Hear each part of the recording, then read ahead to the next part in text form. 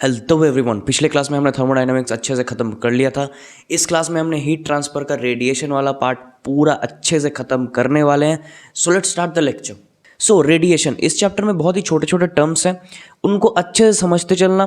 बहुत सारे क्वेश्चन, अच्छे क्वेश्चन मैं करवाऊंगा, उनको अच्छे से करना। ये चैप्टर बहुत ही आसान है, क्वेश्चन देखने में बहुत बड़ा लगता है, उसके अंदर का कंसेप्ट बहुत ही छोटा है, तो अच्छे से इस चैप्टर को देखना। सो पहले मान मेरे पास एक बॉडी है, बॉडी में कुछ एनर्जी इंसिडेंट हुआ। अब वो बॉडी उस इंसिडेंट एनर्जी के साथ तीन चीज़ कर सकता है, या तो वो रिफ्लेक्ट कर देगा, या फिर एब्जॉर्ब कर लेगा, या तो फिर वो ट्रांसमिट कर देगा। ये तीन पॉसिबिलिटी है।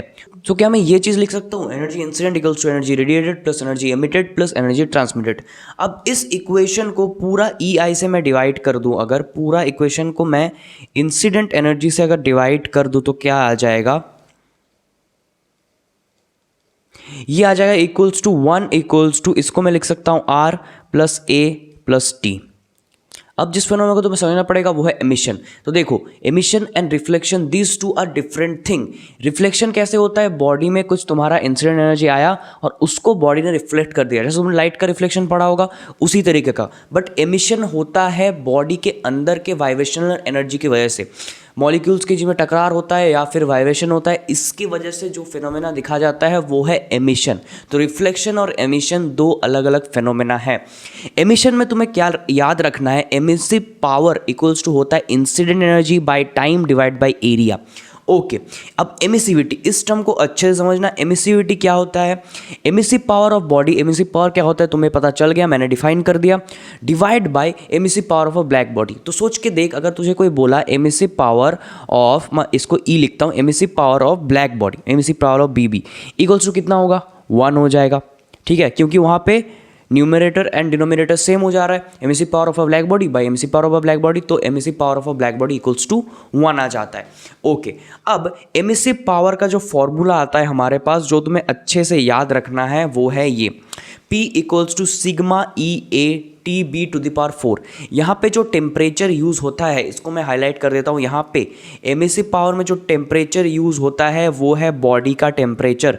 TB इक्वल्स टू है बॉडी का टेम्परेचर। इसको अच्छे से याद रखना, जब भी एमिसिव पावर का मैं बात लिखना है तो TB हम यूज़ करेंगे। TB इक्वल्स टू होता है बॉडी का टेम्परेचर।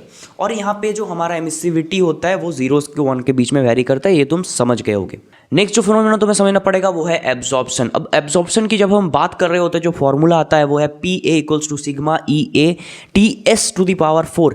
यहाँ पे ध्यान से देखना, जो टेम्परेचर यूज्ड हुआ वो कौन सा टेम्परेचर था, सराउंडिंग का टेम्परेचर था, तुम्हारा सराउंडिंग का टेम्परेचर था वो। ठीक है, जब हम एमिसिविटी की बात कर रहे होंगे कौन सा टेम्परेचर लेंगे, बॉडी का टेम्परेचर। एब्जॉर्प्शन की बात कर रहे होंगे कौन सा टेम्परेचर लेंगे, सराउंडिंग का टेम्परेचर। अब सोच के देख, हमें एमिसिव पावर पता है, एब्जॉर्प्टिव पावर पता है, तो क्या हम नेट पावर लिख सकते हैं? जरूर से लिख सकते हैं। क्या हो जाएगा, emissive power minus absorptive power. क्या ये P नेट आ गया हमारा? अब क्या मैं इस P नेट को रेट ऑफ हीट लॉस बोल सकता हूं? रेट ऑफ हीट लॉस बोल सकता हूं, मैं बोल सकता हूं, बिल्कुल से बोल सकता हूं। एक्चुअली यहाँ पे जो पावर यूज हो रहा है वो कौन से एनर्जी की वजह से आ रहा है, हीट एनर्जी की वजह से आ रहा है। तो क्या मैं इसको रेट ऑफ हीट लॉस बोल सकता हूं? बिल्कुल बोल सकता हूं। तो P नॉट जो हमारा आ जाता है वो है sigma EA TB to the power 4 minus TS to the power 4। इससे बेस्ड बहुत सारा क्वेश्चन तुम्हारा पूछता है, और ये एकदम एक्चुअल फॉर्मूला है, यहाँ पे कोई अप्रोक्सीमेशन नहीं है। अब एक बात सोच के देख, क्या हमने कैलोरीमेट्री में पढ़ा था कि Q इक्वल्स टू हमारा होता है MS डेल्टा T, और यहाँ पे मैं P को क्या dQ बाई dt बोल सकता हूँ? यही तो मैंने बताया ना, रेट ऑफ हीट लॉस। और रेट ऑफ हीट लॉस को हम कैसे रिप्रेजेंट करेंगे, dQ बाई dt से रिप्रेजेंट करेंगे। अब सोच के देख, मैं अगर इसको डिफ्रेंशिएट करूँ तो क्या आ जाएगा, dQ by dt equals to क्या MS dt बाई dt आ जाएगा। ऊपर वाला टेम्परेचर है, नीचे वाला टाइम है, इतना तो समझ रहा है ना। अब मैं इस इक्वेशन में अगर इसको रिप्लेस कर दूँ, P को dQ बाई dt को रिप्लेस कर दूँ MS dt बाई dt से, तो ये आ जाएगा हमारा MS dt by dt equals to minus, यहाँ पे मैं माइनस क्यों लिख रहा हूँ, क्योंकि rate of change of temperature हमारा नेगेटिव है।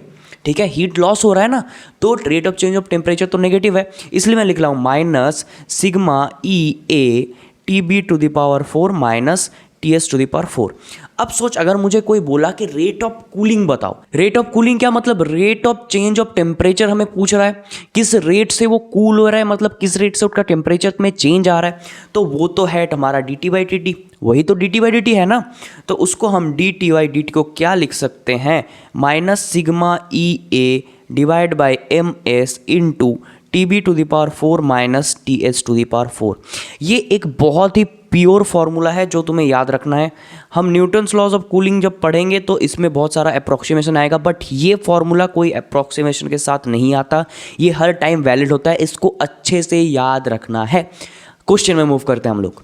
तो चलो अब इस क्वेश्चन को ट्राई करो। तो क्वेश्चन में क्या बोला है, a copper sphere is suspended in an evacuated chamber with the temperature of the chamber is at 300 kelvin. मतलब चेंबर का टेम्परेचर माने क्या, सराउंडिंग का टेम्परेचर। तो सराउंडिंग का टेम्परेचर हमें दे दिया है 300 kelvin.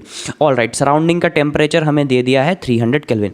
Okay, the sphere is maintain at 500 kelvin by a heater of power 210 watt. मतलब हीटर में जो पावर जा रहा है वो 210 वॉट है। Okay, when the sphere is painted black such that it behaves like a black body, 700 watt of power is required to maintain the temperature at 500 Kelvin। Emissivity of the sphere पूछा है, बिल्कुल आसान सवाल है, हमने अभी अभी तो पढ़ा। पावर इक्वल्स टू क्या होता है, P इक्वल्स टू क्या होता है हमारा, sigma E A T B to the power 4 minus T S to the power 4 होता है।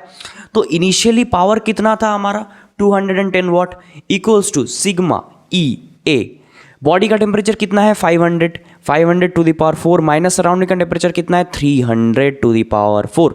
अब जब ये ब्लैक बॉडी की तरह एक्ट करने लगा तो क्या मैंने बोला तुम्हें कि ब्लैक बॉडी का एमिसिविटी 1 होता है, कैसे होता है वो भी बोल दिया तुम्हें। अब जब मैं दूसरे केस के लिए लिखता हूँ तो मेरा पावर कितना हो गया, अभी पावर कितना हो गया, ये 700 वॉट। 700 इक्वल्स टू सिग्मा, ई तो 1 हो गया तो इंटू 1 इंटू एरिया इसका इंटू, अब इसका टेम्परेचर कितना है, अभी भी 500 ही मेंटेन्ड है, तो 500 to the power 4 minus surrounding का टेम्परेचर तो चेंज कर नहीं रहा। अब ये हमारा इक्वेशन 1 है, इक्वेशन 2 है और आंसर आ रहा है यहाँ पे, और आंसर हमारा कितना आ जाएगा वो तुम खुद निकाल लेना। ई इक्वल्स टू, खुद दोनों इक्वेशन को डिवाइड कर लेना, ई निकल जाएगा। नेक्स्ट क्वेश्चन की तरफ बढ़ते हैं। तो चलो अब इस क्वेश्चन को ट्राई करो। तो क्या बोला है हमें, एक copper sphere at 627 degree centigrade cools due to radiation at a rate of 16 kelvin per minute, the surrounding temperature is 27 degree centigrade, find the rate of cooling of sphere when it is at 327 degree centigrade. Okay, ये भी लल्लू सवाल ही है। हमने अभी अभी क्या rate of cooling देखा, D T by D T कितना होता है, क्या अभी अभी हमने निकाला। यहाँ पे वही तो बोला है ना, cools due to radiation at a rate of, तो मतलब क्या रेट ऑफ कूलिंग ही पूछ रहा है। रेट ऑफ कूलिंग हमारा D T by D T होता है, ये इसका फॉर्मूला क्या रहता है, minus sigma E A divide by M S into T B to the power 4 minus T S to the power 4। इसको मैं कुछ एक कांस्टेंट बी बोल लेता हूँ क्योंकि ये पूरा चीज़ तो कांस्टेंट है थ्रू आउट द प्रोसेस। तो D T by D T, initially D T by D T का वैल्यू हमारा कितना था 16, तो मैं यहाँ पे 16 लिख देता हूँ। 16 equals to minus B into T B to the power 4। Body का टेम्परेचर इनिशियली कितना था 627 डिग्री सेंटीग्रेड है, मतलब इसको मुझे केल्विन में कन्वर्ट करना पड़ेगा।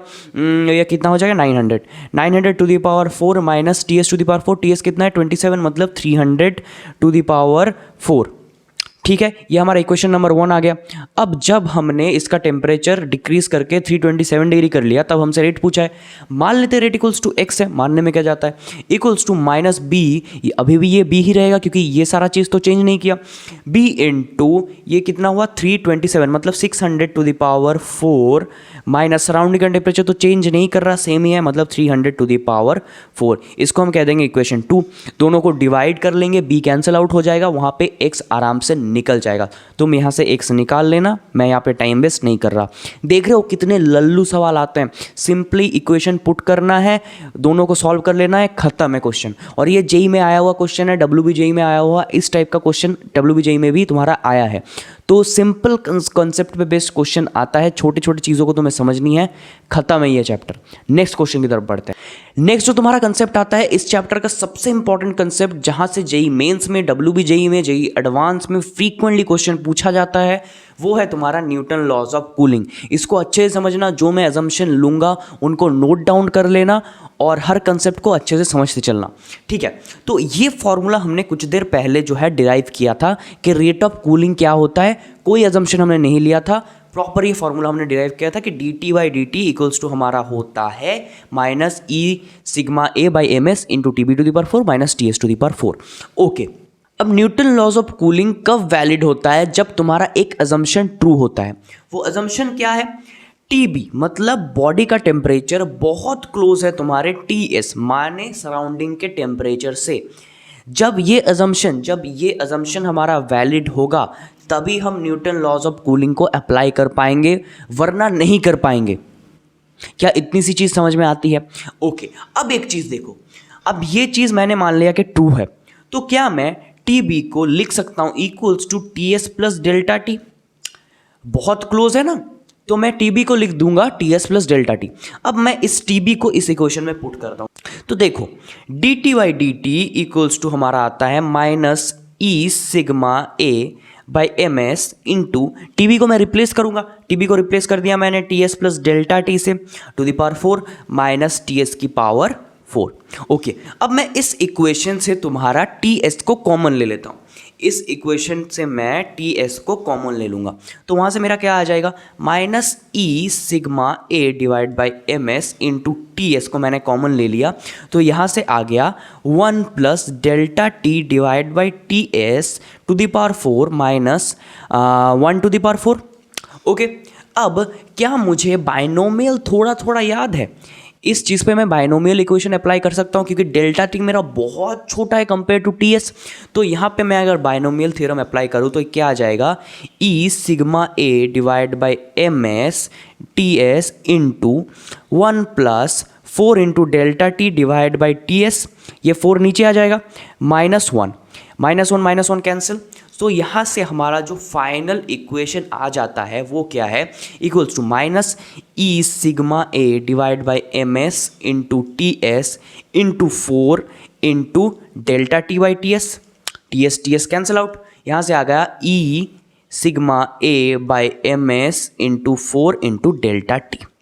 ये हमारा फाइनल इक्वेशन है जो हमें अच्छे से याद रखना है। क्या हमें ये याद रहेगा? बिल्कुल रहेगा। और मैं तुम्हें एक चीज़ और बता देता हूँ, ये तुम्हारा एडवांस में काम आएगा, ठीक है? ये जो हमारा पूरा क्वांटिटी है ना 4 into E sigma A divide by M S, इस चीज़ को हम एक कांस्टेंट बोल देते हैं बी।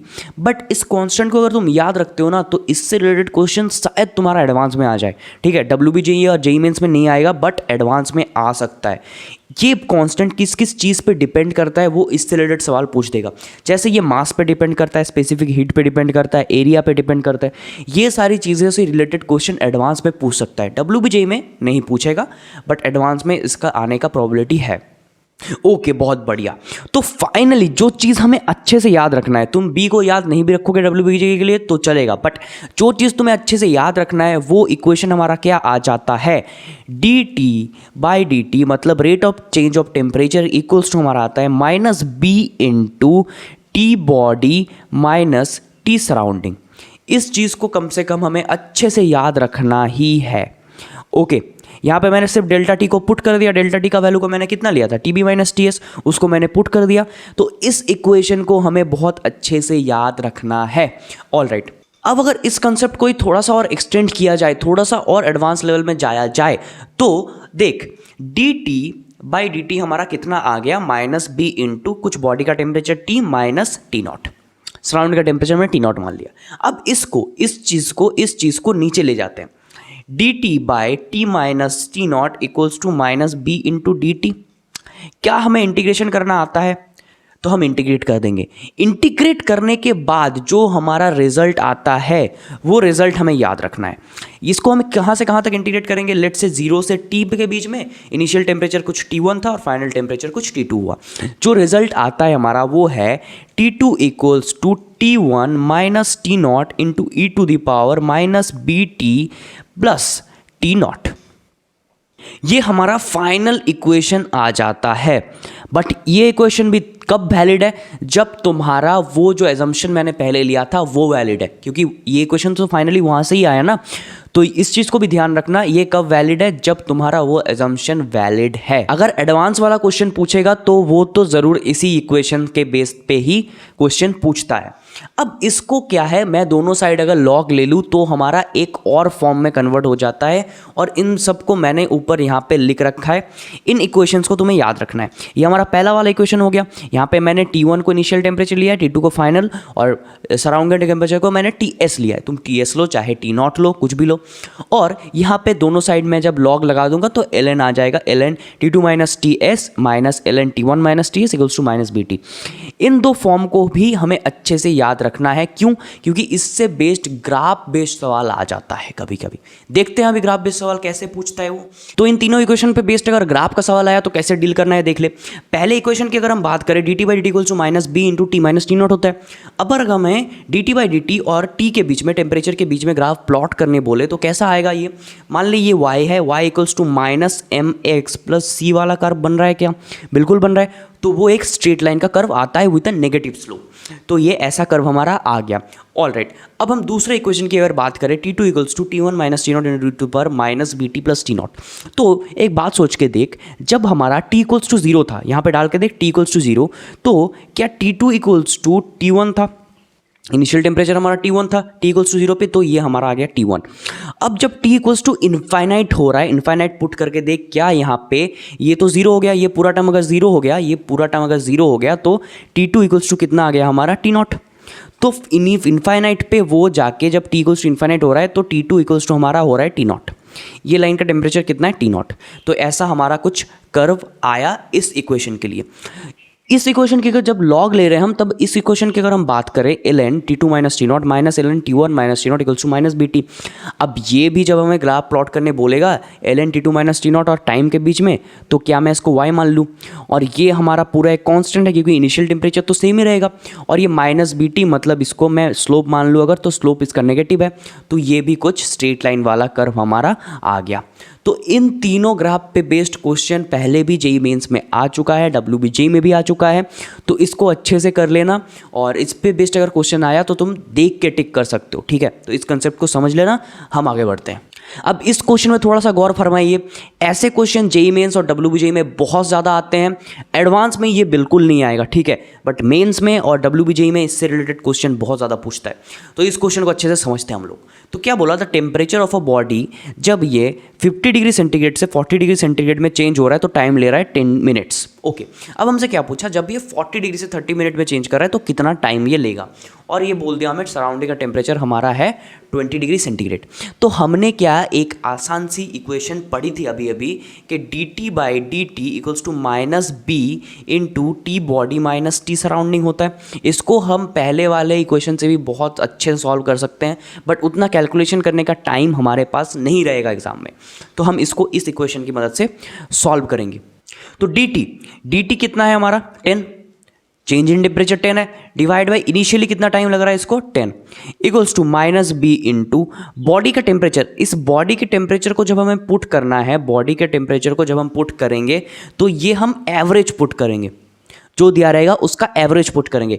यहाँ पे एवरेज हमारा कितना आ जाएगा 90/2 मतलब 45 माइनस टी सराउंडिंग कितना है 20।